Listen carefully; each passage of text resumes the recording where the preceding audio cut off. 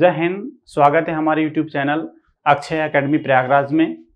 आज हम भारत के भूगोल पर चर्चा करने वाले हैं और इसकी सम्मान जानकारी हासिल करेंगे कि इसके पड़ोसी देश कौन हैं, इसके वाटर बॉडीज कौन हैं और इसकी अंतर्राष्ट्रीय सीमाएं कैसी हैं, और ये भारत के जो राज्य हैं वो भारत के राज्य कितने राज्य हैं जो अंतर्राष्ट्रीय सीमाएं बनाते हैं, तटीय राज्य कितने हैं, तटीय सीमाएं क्या हैं। तो इन्हीं सब पर हम आज चर्चा करने वाले हैं। तो शुरू करते हैं हम अपना टॉपिक। पहले हम इसके नामकरण पर देख लेते हैं कि भारत का जो नामकरण है वो कैसे किया गया है।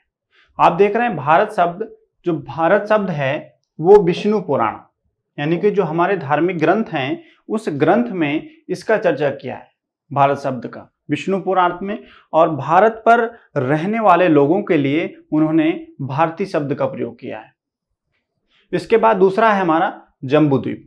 जम्बूद्वीप जो है बौद्ध काल में भारत को जम्बूद्वीप कहा गया था। एक्चुअल में जो आज भारत है वो जम्बूद्वीप नहीं हुआ करता था, उसमें पाकिस्तान, बांग्लादेश, नेपाल और वगैरह वगैरह जितने ये हमारे दक्षिण एशिया के देश हैं वो सम्मिलित थे। दूसरा है आर्यावर्त। आर्यावर्त जो है आर्यों ने वैदिक काल में इसका प्रयोग किया था आर्यावर्त, और यहाँ के रहने वाले लोगों के लिए कहा था कि ये आर्यों का देश है। दूसरा इंडिया शब्द है। इंडिया एक ग्रीक शब्द है, इसका यूनानी शब्द है इसमें इंडिया शब्द आज भी देख रहे हैं हम लोग कि इंडिया शब्द है। इसके बाद हिंदुस्तान शब्द जो है वो ईरानियों ने इसका नामकरण किया था। उन्होंने बताया था कि जो इंडस नदी है, इंडस नदी को उन्होंने हिंद, और हिंद नदी के पूर्व में जो देश है या स्थान है या प्लेस है तो उसको उन्होंने कहा था हिंदुस्तान, और यहाँ के रहने वाले लोगों के लिए उन्होंने शब्द प्रयोग किया था हिंदू, इसलिए ये हिंदुओं का देश हिंदुस्तान। ऐसी उनकी मानसिकता है कि हिंदुओं को देश हिंदुस्तान, बाकी आप ऐसा मत सोचिएगा बिल्कुल। तो हम शुरू करते हैं आगे। पहले सबसे हम देख लेते हैं स्लाइड के अनुसार ही कि जो हमारा भारत है वर्तमान, इसमें इस समय 28 राज्य और 8 केंद्र शासित प्रदेश हैं। अब वो आप कहें कैसे 28 राज्य, अभी तो 29 हुआ करते थे। तो पहले ये जो जम्मू कश्मीर राज्य था उसको 2 भागों में डिवाइड कर दिया गया है। पहला है जम्मू एंड कश्मीर और दूसरा है लद्दाख। 2 भागों में डिवाइड कर दिया गया, जो एक राज्य कम हो गया। तो ये हमारे कितने राज्य बचे? 28 राज्य बचे। इसके बाद आप कहेंगे पहले से जब 7 केंद्र शासित प्रदेश थे उसमें से 2 जुड़ जाएंगे तो 9 हो जाएंगे। तो इस स्थिति में आप मानेंगे नहीं, लेकिन यह है कि इस समय वर्तमान में जो दमन द्वीप था और दादरा नगर हवेली था, इनको जोड़कर एक बना दिया गया है। इस कारण से ये इसमें जो 2 थे अब वो पुनः 1 में कन्वर्ट हो जाएगा। इस कारण से 8 केंद्र शासित प्रदेश हो जाएंगे। तो भारत में वर्तमान में 28 राज्य और 8 केंद्र शासित प्रदेश हैं। इसके हम अब कुछ पड़ोसी देशों के बारे में जानकारी हासिल कर लेते हैं। इसके यहां से देखते हैं कि जो भारत के पड़ोसी देश हैं वो 7 पड़ोसी देश हैं। पहला पाकिस्तान, दूसरा अफगानिस्तान, यहां अफगानिस्तान ऊपर, फिर चाइना, नेपाल, भूटान, म्यांमार और बांग्लादेश। ये जो हमारे 7 देश हैं ये हमारे पड़ोसी देश हैं जो अंतर्राष्ट्रीय सीमा साझा करते हैं। इन्हीं कुछ सीमाओं के नामकरण भी किए गए हैं। जैसे ये देखिए, ये रेड क्लिफ लाइन है पाकिस्तान और भारत के बीच में। यही लाइन यहां खींची गई है क्योंकि ये पूर्वी पाकिस्तान था 1971 के पहले। तो ये क्या हुआ, रेड क्लिफ लाइन हो गई। दूसरी एक है डूरंड रेखा। डूरंड रेखा जो है वो है अफगानिस्तान और भारत के बीच में, क्योंकि भारत दावा करता है कि ये जम्मू कश्मीर जो हमारा है ये पूरा इतना था, लेकिन वास्तव में ये जम्मू कश्मीर यहां तक नहीं है, ये इतना पाकिस्तान ने इसको कब्जा कर लिया, जिसको हम कहते हैं POK, पाक ऑक्युपाइड कश्मीर, पाक अधिकृत कश्मीर। तो ये जो POK है ये हमारी अफगानिस्तान और भारत के बीच में है। इस कारण से हम कहते हैं कि जो डूरंड रेखा है, डूरंड रेखा है वो अफगानिस्तान और भारत के बीच में है। एक तीसरी रेखा है जिसपे हम देख लेते हैं मैकमोहन रेखा। मैकमोहन नहीं होता, मैकमोहन रेखा है। जो मैकमोहन रेखा है वो है हमारी अरुणाचल प्रदेश और चीन के बीच में, चाइना। तो अरुणाचल प्रदेश किसका राज्य है? भारत का राज्य है। इस कारण से जो मैकमोहन रेखा किसके बीच में हो गई? चाइना और भारत के बीच में। एक और कभी कभी ये प्रश्न नहीं पूछा गया कि जीरो रेखा भी पूछ लेता है। तो जीरो रेखा जो है वो त्रिपुरा और बांग्लादेश के बीच में है। और ये त्रिपुरा एक ऐसा राज्य है जो 3 ओर से अंतरराष्ट्रीय सीमा बनाता है।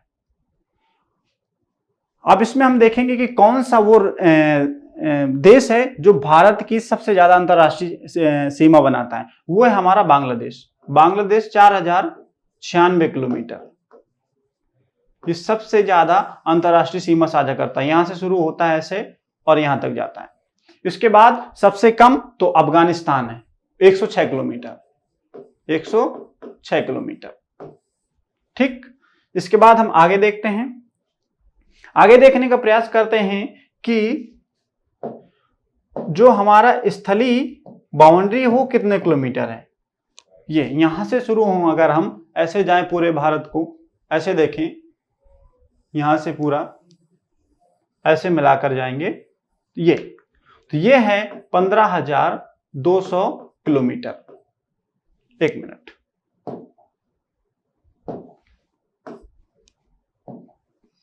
15,200 किलोमीटर ये स्थलीय सीमा हो गई। अब आप पूछेंगे कि सागरीय सीमा भी होती है? जी बिल्कुल होती है। तो सागरीय सीमा जो हमारी है वो है यहां से शुरू होगी, गुजरात से शुरू होकर ऐसे जाएगी, साउथ होते हुए ये जाएगी यहां तक। तो ये है हमारी पूरी 6100 किलोमीटर, 6100 किलोमीटर। इसमें द्वीप समूह सम्मिलित नहीं किए गए। जब द्वीप समूह को सम्मिलित कर लेते हैं, जिसमें से लक्षद्वीप और अंडमान निकोबार, ये हमारे केंद्र शासित प्रदेश हैं, इन दोनों को जब हम इंक्लूड कर लेंगे तो हमारी वो रेखा 7516.6 किलोमीटर बन जाती है। यानी कि हमारी ये कितनी हो गई? 7516। ऐसा हम मान लेते हैं राउंड फिगर में, 0.6 किलोमीटर को हम छोड़ देते हैं। कभी कभी किताबों में ये नहीं लिखा होता है। चलिए आगे अब समझने का प्रयास करते हैं। ये तो बेसिक जानकारी हो गई। और ये भी देख लिए, इसके पश्चिम में है वो अरब सागर है और इसके पूर्व में जो है वो बे ऑफ बंगाल है, यानी कि बंगाल की खाड़ी। जैसे हम दक्षिण में जाते हैं तो हिंद महासागर है। हिंद महासागर एक ऐसा महासागर है, एकमात्र ऐसा महासागर है जो किसी देश के नाम पर नाम पड़ा हुआ है। जो 4 महासागर हैं उनमें से प्रमुख एक हिंद महासागर भी है। अब देखते हैं भारत का क्षेत्रफल कितना है। भारत का जो क्षेत्रफल है वो है 32,87,263 वर्ग किलोमीटर, जो हमारे विश्व का लगभग जो विश्व के स्थल है 2.4% है। ठीक, और इसके बाद अगर हम बात करें भारत के, जैसे मान लीजिए ये बाउंड्री है भारत की, इसको हम देख लेते हैं कि उत्तर से दक्षिण और पूर्व से पश्चिम। अगर उत्तर से दक्षिण देखें तो 3214 किलोमीटर, और इसके बाद पूर्व से पश्चिम देखें तो 2933 किलोमीटर। ये हमारा विस्तार देखते हैं। इसके बाद हम चलते हैं आगे। ये देखिए स्थलीय सीमा है 15,200। इसको और एक समझ लेते हैं कि देख लेते हैं थोड़ा, ये ग्लोब,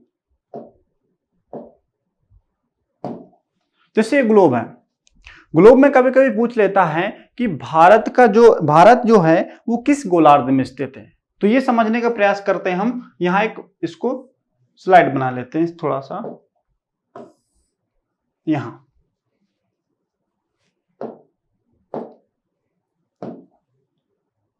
ये हमारा ग्लोब हो गया, इसको हमने ऐसे काट दिया, ये उत्तरी गोलार्ध और ये दक्षिणी गोलार्ध। इसको हमने फिर ऐसे काट दिया, ये पश्चिमी गोलार्ध, ये पूरा पश्चिमी गोलार्ध हो जाएगा और ये पूर्वी गोलार्ध हो जाएगा।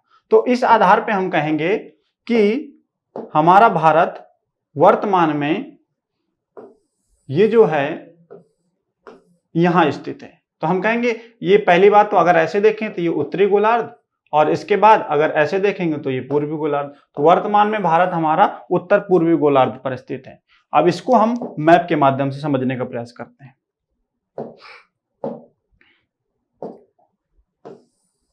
ये देखिए, अगर हम इसको ऐसे काट दें,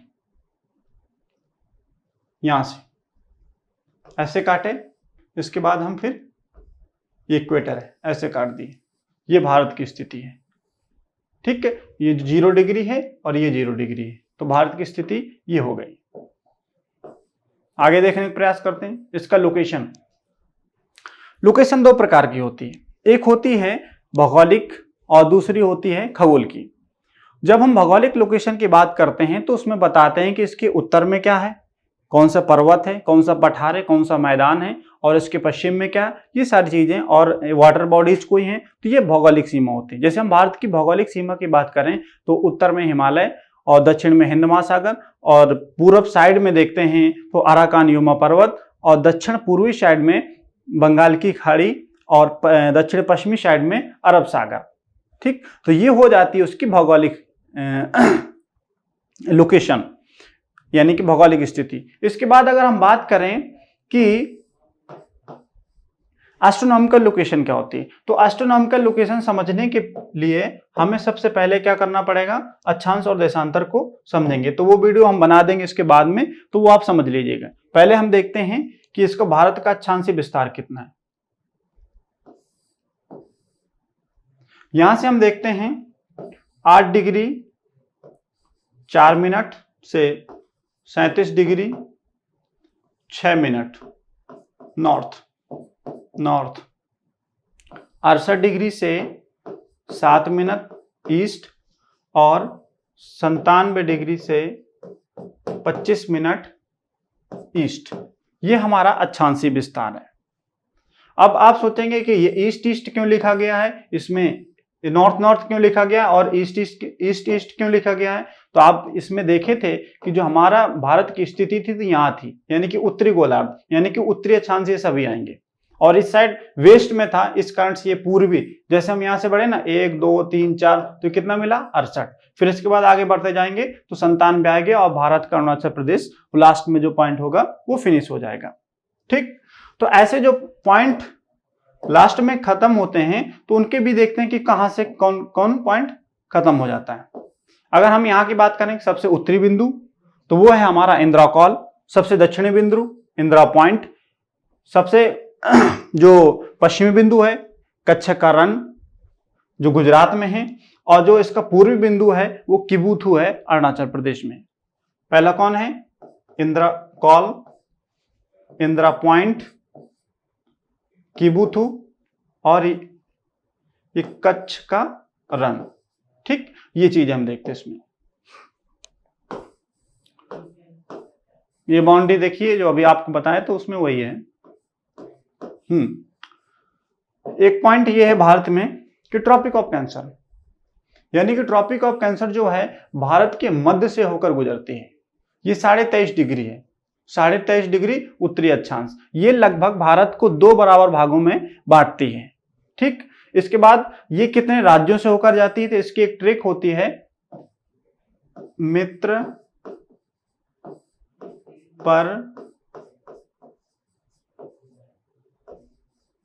गमछा झार, यानी कि जो हमारी ट्रॉपिक ऑफ कैंसर है भारत के 8 राज्यों से होकर गुजरती है। पहला मिजोरम, त्रिपुरा, पश्चिम बंगाल, राजस्थान, गुजरात, मध्य प्रदेश, छत्तीसगढ़ और झारखंड। ये हमारे पूरे 8 राज्य हो जाते हैं। ठीक, जो इस प्रकार दिए हैं उसमें। मानक समय हम मानक समय भारत का कहां से निर्धारित करते हैं? जो मानक समय है हमारा वो 82.5 डिग्री ईस्ट है, 82.5 डिग्री ईस्ट है। यानी कि जो हमारा मानक समय होता है, जो हम समय निर्धारित करते हैं, वो हमारा 82.5 डिग्री ईस्ट देशांतर जैसे हमने पिछले वीडियो में बताया है कि देशांतर जो होते हैं वो समय निर्धारण करने के लिए होते हैं। इस कारण से जो हमारा 82.5 डिग्री है वो हमारा मानक समय, जिसको हम कहते हैं इंडियन स्टैंडर्ड टाइम। अब इंडियन स्टैंडर्ड टाइम प्लस ये लिखा है प्लस 5:30, यानी कि ये जो लिखा है 5:30 लिखा है, 5:30 का मतलब होता है जो हमारा समय है वो जीएमटी से, ग्रीनविच मीन टाइम से, जो लंदन से होकर निर्धारित करते हैं हम लोग, जो रेखा जाती है 0 डिग्री देशांतर, उससे 5.5 घंटे आगे है। इस कारण से लिखा रहता है कि ये लिखा है ना 5 घंटे 30 मिनट। अब देखते हैं कि ये कितने राज्यों से होकर जाती है। ये जाती है भारत के 5 राज्यों से। पहला उत्तर प्रदेश, दूसरा मध्य प्रदेश, छत्तीसगढ़, उड़ीसा और आंध्र प्रदेश। इसको आप एटलस खोल के देखिएगा और इसको देखिएगा कहां से हमारी 82.5 डिग्री गुजरी हुई है, तो आपको भली भांति ये समझ में आ जाएगा।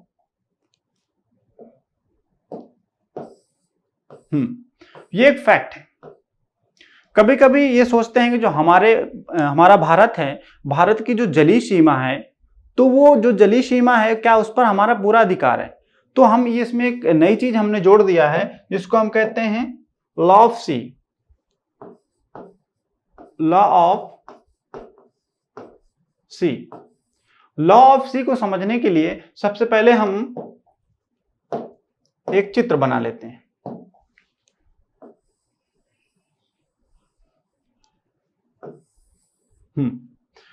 ये जो हमने बनाया है ये भारत का पश्चिमी साइड है।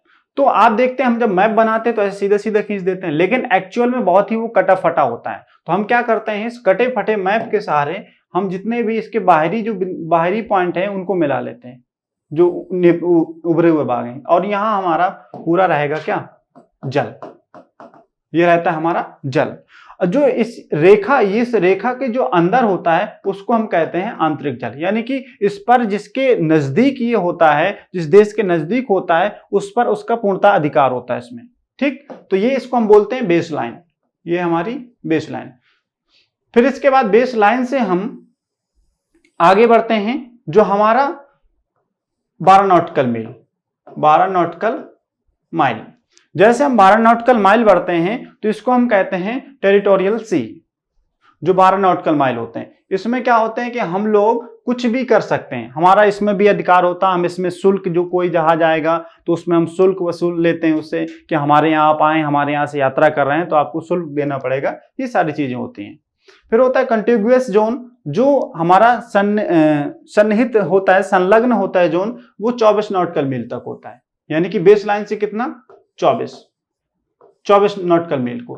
तो यहां भी संसाधनों का दोहन किया जा सकता है और सारी चीजें जो हमारी आर्थिक क्रियाकलाप है, वहां फिशिंग भी की जा सकती है, इत्यादि कार्य संपन्न की जा सकते हैं। इसके बाद आता है लास्ट वाला है एक्सक्लूसिव इकोनॉमिक जोन, अनन्य आर्थिक क्षेत्र। अनन्य आर्थिक क्षेत्र होता है जो बेस लाइन से लगभग 200 नॉटिकल मील, 200 नॉटिकल मील तक होता है। अब आप कहेंगे कि ये नॉटिकल मील का है, तो नॉटिकल मील, 1 नॉटिकल माइल बराबर 1.8 किलोमीटर होता है। अब इससे आप कैलकुलेट कर लीजिएगा कि हमारे तट रेखा से, यानी कि आंध्र प्रदेश या उड़ीसा, तमिलनाडु से हम हिंद महासागर में कितनी दूर तक संसाधनों का दोहन कर सकते हैं। ठीक है।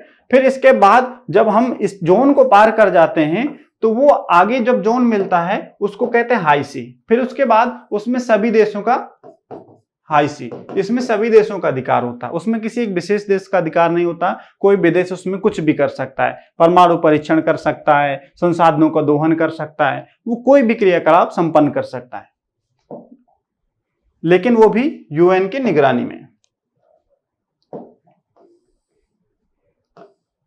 ये कोस्टल स्टेट हैं जिसमें दिखाए गए हैं कि कितने राज्य तटीय राज्य हैं। यूटी, ये 4 यूटी हैं। इसके बाद कुछ फैक्ट आपको हम दिखा देते हैं।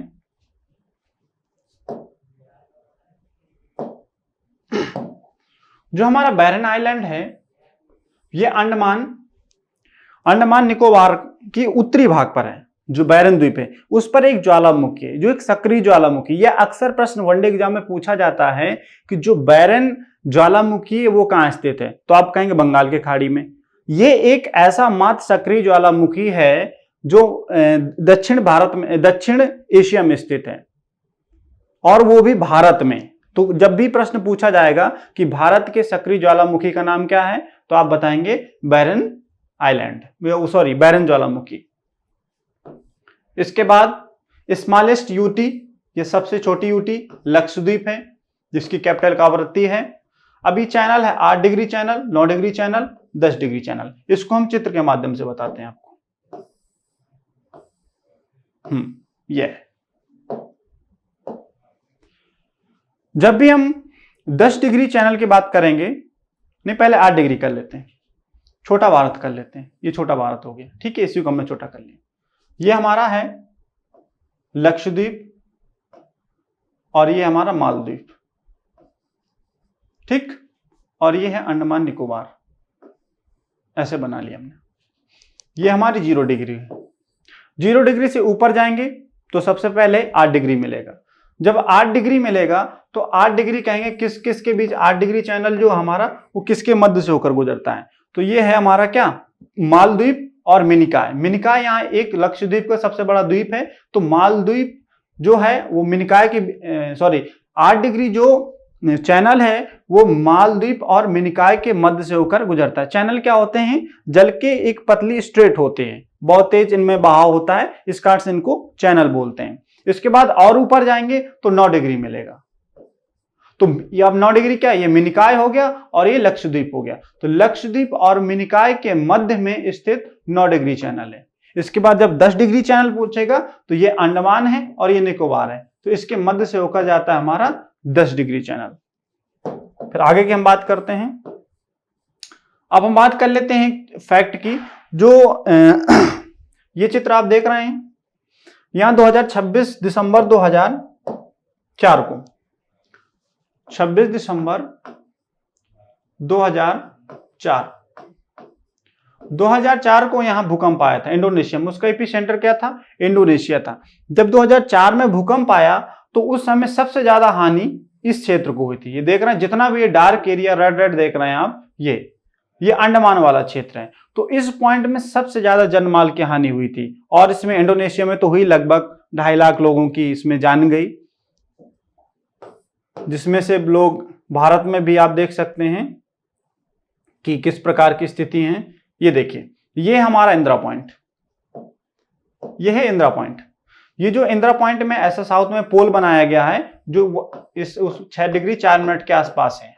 तो ये जो हमारा है एक पोल बनाया गया साउथ में। अब देखिए ये कहां है, एक पूरे गांव पर है, ये अंडमान निकोबार के एक पूरे गांव पर ये पोल बना हुआ है। लेकिन ये स्थिति कब की है, 2004 के पहले की है, जब राजीव गांधी ने अपनी मां की स्मृति के उसमें ये पोल बनवाया था। इसके बाद हम जब इसकी दूसरी स्थिति देखते हैं तो दूसरी स्थिति इस प्रकार हो जाती है।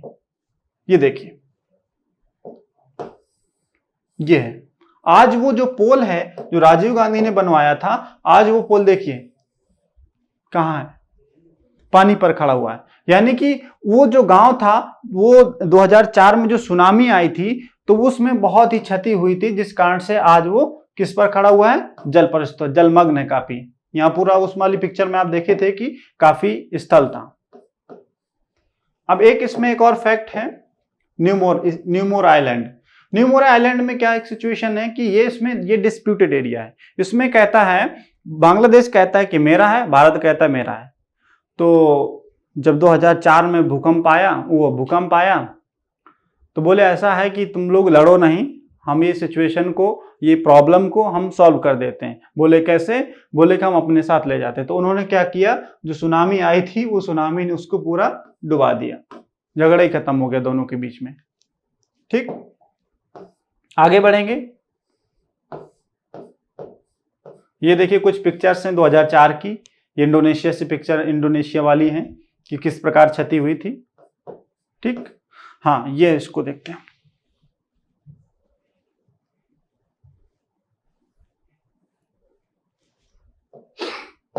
इसको समझने का प्रयास करते हैं। एक पूछता है कि पाक स्ट्रेट क्या है, पाक जलडमरू मध्य कहाँ है? तो पाक जलडमरू मध्य जो है वो किसके मध्य में है? श्रीलंका और भारत के मध्य में, ये है पाक जलडमरू मध्य। पाक से या ये मत देखिएगा कि पाकिस्तान है, इसके साउथ में है ये जो मन्नार की खाड़ी है, ये क्या है? मन्नार की खाड़ी है। और ये हमारा श्रीलंका है और ये हमारा भारत है। और कभी कभी इसमें ये हो जाता है कि कभी कभी राम सेतु की बात करते हैं, तो ये जो हमारा है ये पम्बन आइलैंड है, पम्बन आइलैंड, और ये पॉइंट पेड्रो है जो जाफना है, श्रीलंका के जाफना पार्ट है इसमें। तो यहां से एक राम सेतु है जो कहते हैं कि भगवान श्री राम ने बनवाया था जब लंका जा रहे थे, तो वानर सेना ने, उनके जो वैज्ञानिक थे नल और नील ने बनवाया था। तो ये हमारा क्या है, इसको हम आदम का ब्रिज भी कहते हैं। तो यहाँ के हम यहाँ पर एक द्वीप है जिसका नाम है पबन द्वीप, यहीं के थे हमारे मिसाइल मैन कलाम साहब, यहीं रामेश्वरम धनुषकोडी के।